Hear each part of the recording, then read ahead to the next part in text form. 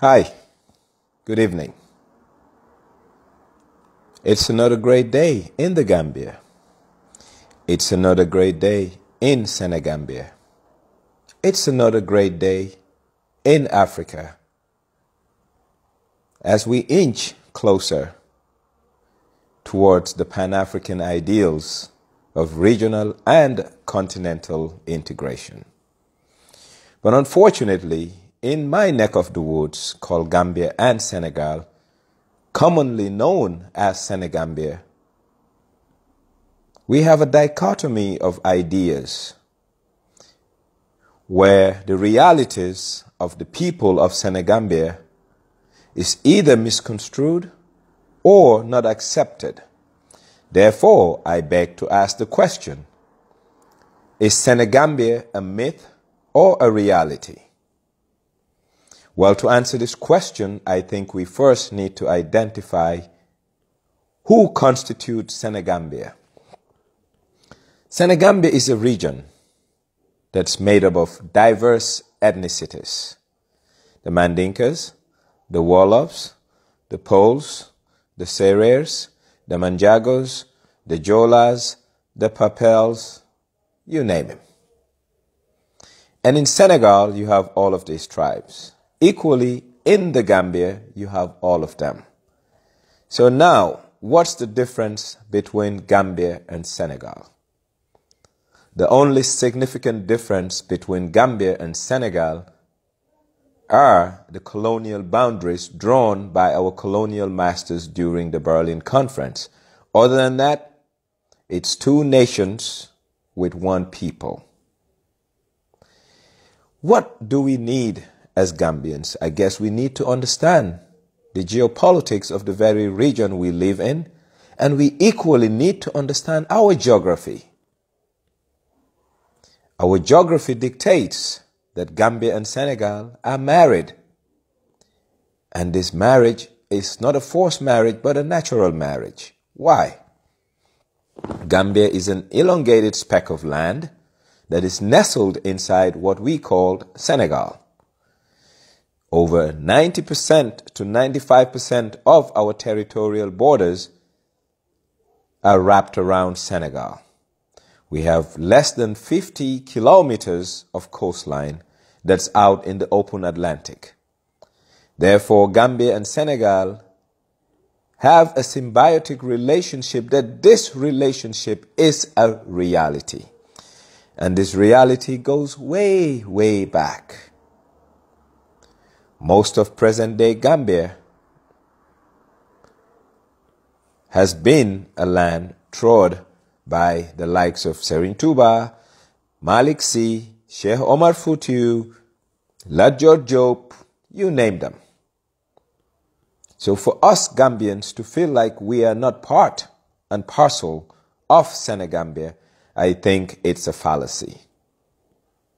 But what do we need? I think both countries need their political independence. But in as much as we're going to have political independence, we need to work closer to make sure we have an economic federation. What does that do to both of us? Well, we all know that Gambia has a market of no more than 2 million, 1.8 million people. That is small. Today, if we have an economic federation, Gambian goods and services are opened up to almost 19 to 20 million people immediately, excluding Bissau, Conakry, and Mali as the immediate neighbors of Senegal. So what do we need to do? We need to face our geographic reality, know that size is a problem, and therefore we need to scale up and have economies of scale. Economies of scale will make Gambia more competitive and better off. But you see, in life, one doesn't get what you deserve. You get what you negotiate. But I often wonder what's wrong with the Gambian as it relates to their immediate neighbor, the Senegalese. Either the Gambian is suffering from an inferiority complex, or the Gambian refuse to believe our geographic predicament. Why? We always look down to the Senegalese as people who think they're smarter than Gambians and they're out to pull a fast one on us. Not said by the Senegalese, but a perception widely held by Gambians.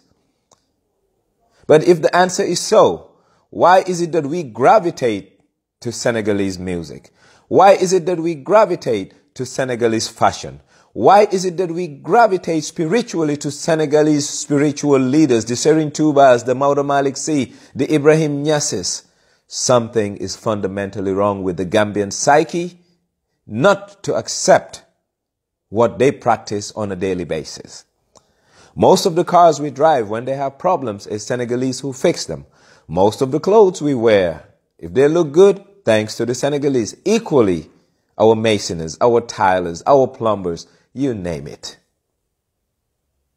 We are just not in tune with our reality, or we have selective amnesia.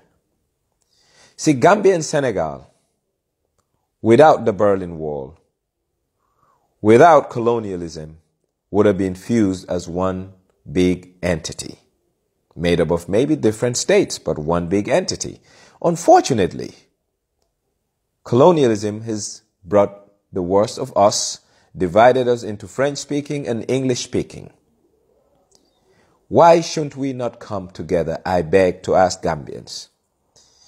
As we inch closer to opening the bridge, name it whatever, Transgambia Bridge, Senegambia Bridge, whatever you want to name it, it's your problem.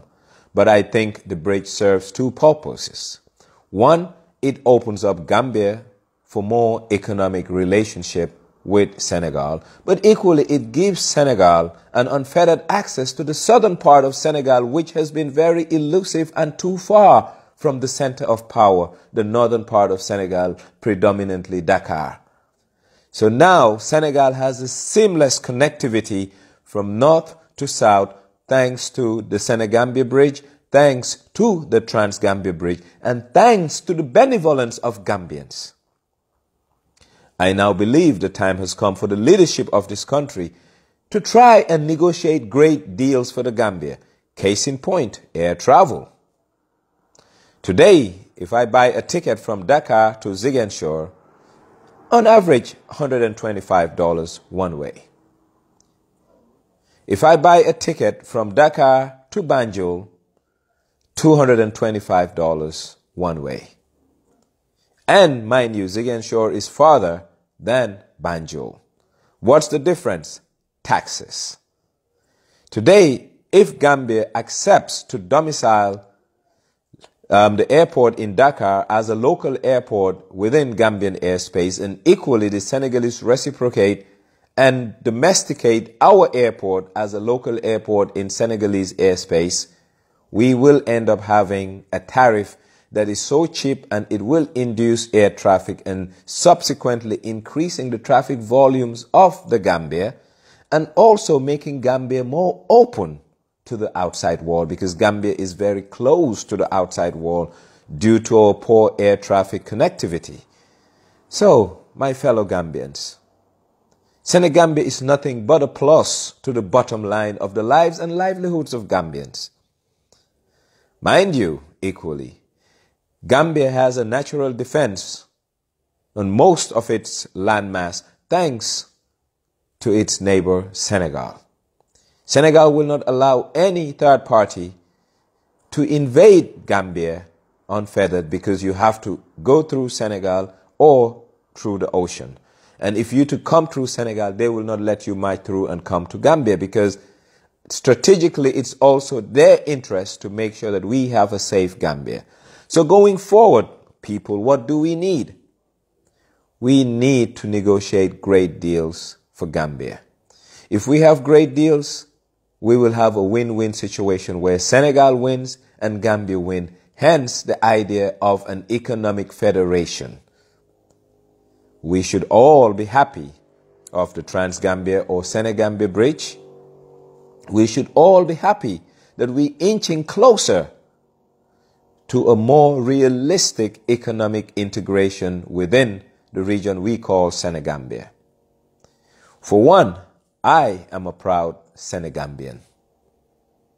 And most Gambians, I do think, are proud of their heritage, because Like I said, we look up for our spiritual guides in Senegal.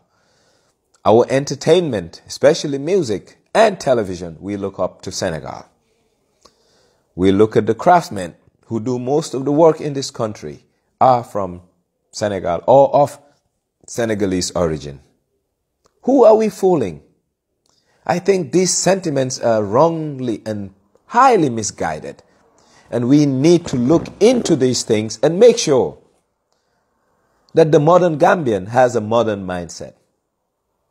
Not a primitive mindset whereby our immediate neighbors that we need to have a synergistic relationship that will make both of us better are people we shun and look down upon. That's not taking Gambia anywhere. And if any Gambian thinks that the notion of Senegambia is not a reality, take a closer look at self in the mirror and ask yourself, where am I from? If your answer is Gambia, trust me, when you look around, Senegal is abound and you will see Senegal all over you, like it or hate it. I therefore urge my fellow Gambians to be open towards the ideals of Senegambia, the vision of Senegambia, one people with two nations, independent nations for that matter. No one's asking for the sovereignty of this country to be compromised. But I think forward-thinking Gambians and liberally minded Gambians want a closer economic ties with our immediate neighbor and brother, the Republic of Senegal. Long live Senegambia. Vive la Senegambie. We are one people bound with the same destiny, and we are on the same boat. Senegal. We are going, and go we will. So Senegambia is here to stay. And for the naysayers, check your emotions, because your proposition lacks logical construct. We don't think emotionally. We act emotionally. And equally, we think rationally. And rational Gambians will support the idea of Senegambia. Senegambia is what's best for Gambia. Senegambia is what's good for both of us. And Senegambia is going to propel this region to higher heights. So long, and congratulations, Gambia, for the Senegambia Bridge. We should be proud that we have built an edifice that is the longest bridge in Senegambia.